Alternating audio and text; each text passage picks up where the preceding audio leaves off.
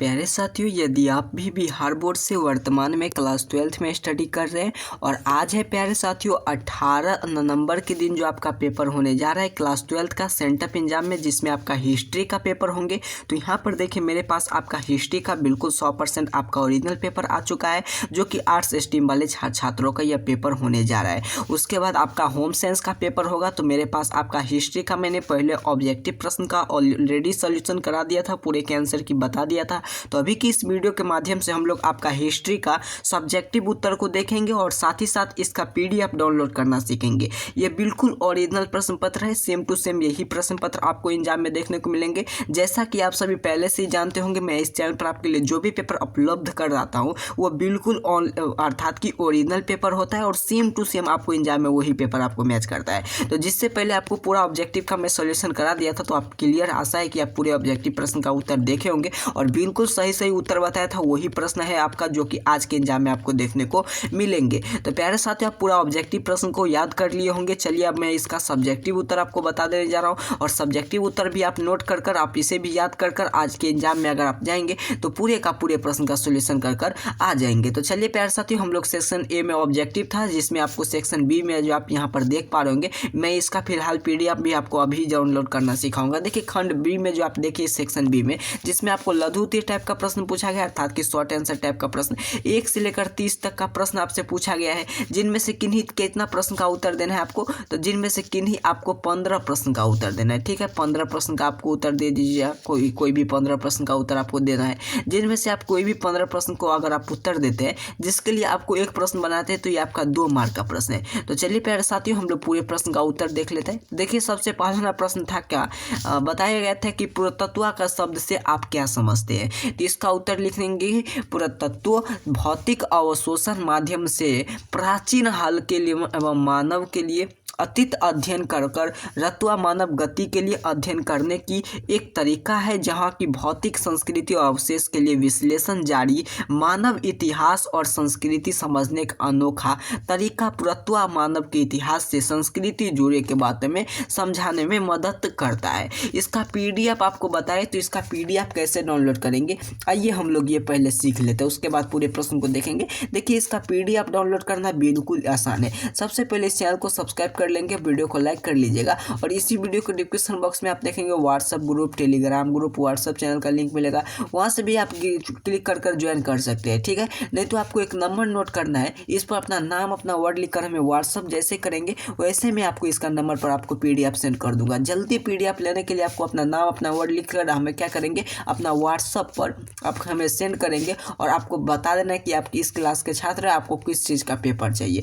तो मैं आपको जल्दी ही इसका पेपर सेंड कर दूंगा। ठीक है, तो चलिए प्यारे साथियों, हम लोग प्रश्न की ओर चलते हैं। देखिए सबसे पहले पुरातत्व से आप क्या समझते हैं, इसका उत्तर मैं यहाँ से लेकर यहाँ तक दे ही दिया और बता भी दिया आपको किस प्रकार से। फिर उसके बाद यहाँ पर 2 नंबर प्रश्न आपसे पूछा गया है कि हड़प्पा सभ्यता में जल की निकासी प्रणाली की 2 विशेषता बताइए। तो इस प्रकार से लिखेंगे, हड़प्पा सभ्यता में जल निकासी के लिए प्रणाली की 2 विशेषता है। ज़्यादातर जगहों पर नालियों ढकी हुई मिल गई है, तो इन्हें समय हम सफाई भी की जाती है। हड़प्पा सभ्यता में नाली पक्की ईंटों से बनी थी और इन्हें जोड़ने के लिए जिप्सम का इस्तेमाल किया गया था। इस प्रकार से लिखेंगे। फिर 3 नंबर में प्रश्न आपसे पूछा गया है, मोहनजोदड़ो विशाल स्नान नगर के बारे में लिखे। तो मोहनजोदड़ो विशाल स्नान प्राप्त करते हुए हड़प्पा सभ्यता का सबसे विशाल स्मरण इसे स्नान की सीढ़ियों तथा इसके भरने के हेतु पास एक कुएं की अवशेष भी मिला। मोहनजोदड़ो ने विशाल स्नान नगर के सार्वजनिक कार्य और धार्मिक अनुष्ठानों के लिए बने थे और इसके निचला सतह पर पक्की ईंटों से बना था। इसके उत्तरी दक्षिण भागों में सीढ़ियाँ के किनारे जिप्सम का प्रयोग ईंटे के सहायता के जल बांधने किया गया था। इसे एक छोटी सी नाली की निकली जिससे सड़क के नाले में मिलती थी। इस प्रकार से लिखेंगे। फिर प्यारे साथियों 4 नंबर प्रश्न आपसे देखिए, यहाँ पर बताया गया कि किन्हीं 2 गुप्तकालीन मंदिरों का नाम लिखिए। तो यहाँ पर 2 गुप्तकालीन मंदिर का नाम लिख दिया गया है, आप यहाँ पर क्लियर देखिए। फिर 5 नंबर प्रश्न में बताया गया था कि महाजनपद किसे आप क्या समझते हैं। 5 नंबर ये प्रश्न है, तो इसका उत्तर यहाँ पर दिया गया, महान जनपद एक भारत के प्राचीन मौजूद शैलों में से एक समूह था, जो कि यह सब तब तक शुरू हुआ था कि जब तक वैदिक काल में जनजातीय जनों के लिए स्वयं क्षेत्रीय समुदाय बने और फैसला लिया, जिसमें आपको राज्यों के जनपद नामक बस्तियों के लिए क्षेत्रों में नाम जन्म दिया गया था। फिर उसके बाद 10 नंबर में प्रश्न आपसे बोला गया कि जैन धर्म से के प्रसार 2 कारणों को लेके, तो यहाँ पर देखिए बता दिया गया है, यहाँ से आप यहाँ तक लिख सकते हैं। फिलहाल आपको मैं इसका पीडीएफ डाउनलोड करना सिखाऊंगा और आपको पीडीएफ कैसे आपको डाउनलोड किया जाएगा वो मैं आपको एक नंबर दे दिया, उस पर अपना नाम अपना वर्ड लिखकर में व्हाट्सअप करेंगे तो मैं आपको जल्दी से इसका पीडीएफ आपको सेंड कर दूंगा। 11वां प्रश्न का भी उत्तर दे दिया गया है। फिर यहाँ पर देखिए आपका 12वां प्रश्न का अकबर के काल में भूमिका वर्णन का स्पष्ट करें। अकबर के काल में शासन के लिए भूमिका 4 वर्णन बताया गया था,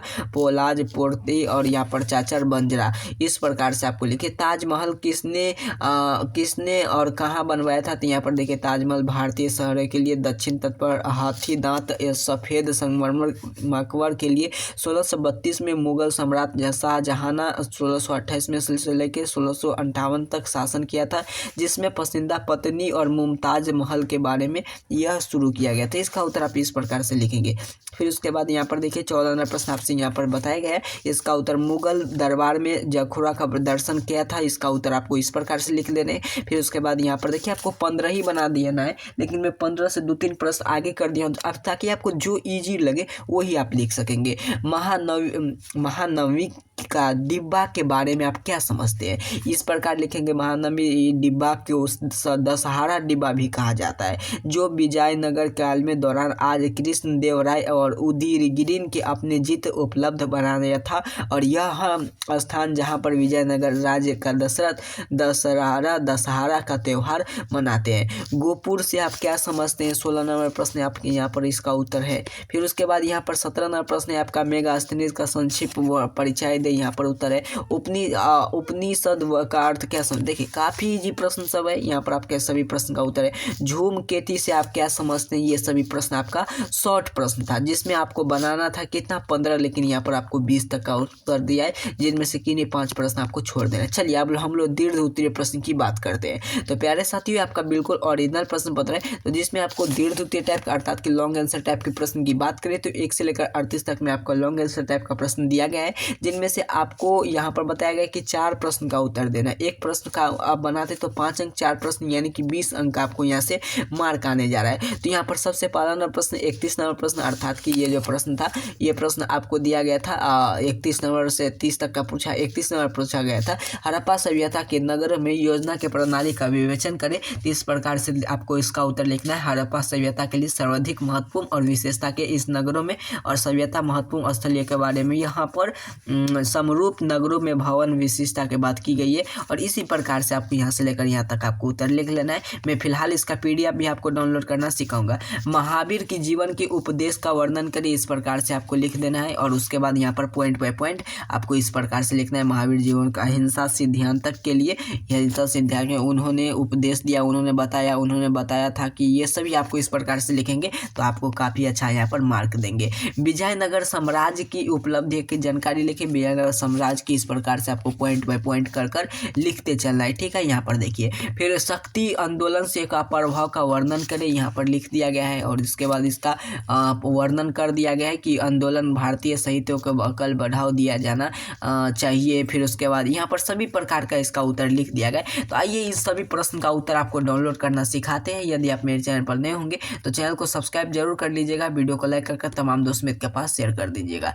देखिए इसका पीडीएफ डाउनलोड करने के लिए आपको एक नंबर आपको बता ही दिया था, इस पर अपना नाम अपना वर्ड लिखकर में आप जितना जल्दी व्हाट्सअप करेंगे उतना जल्दी मैं इसका पीडीएफ आपको सेंड कर दूंगा। तो जल्दी से आप आइए चैनल को सब्सक्राइब कर लीजिए, वीडियो को लाइक करके तमाम दोस्त मित्र के पास शेयर कर दीजिए, और इसका पीडीएफ प्राप्त करने के लिए अभी इस नंबर पर अपना नाम अपना वर्ड लिखकर में व्हाट्सअप कीजिए, ताकि आपको इसका पीडीएफ मिल जाएगा। ये प्यारे साथियों आपको बता दें, ये आपका हिस्ट्री का बिल्कुल ओरिजिनल प्रश्न पत्र का मैंने पूरा ऑब्जेक्टिव प्लस सब्जेक्टिव दोनों का सोल्यूशन करा दिया हूँ। अगर अभी तक चैनल को सब्सक्राइब नहीं किया तो चैनल को सब्सक्राइब कर वीडियो को लाइक करके तमाम दोस्त मित्र के पास शेयर कर दीजिए, और इसका पीडीएफ डाउनलोड करना मैं आपको सिखाई दिया। चलिए तब तक इतना कार्य कर लीजिए। आप सभी को बहुत बहुत धन्यवाद।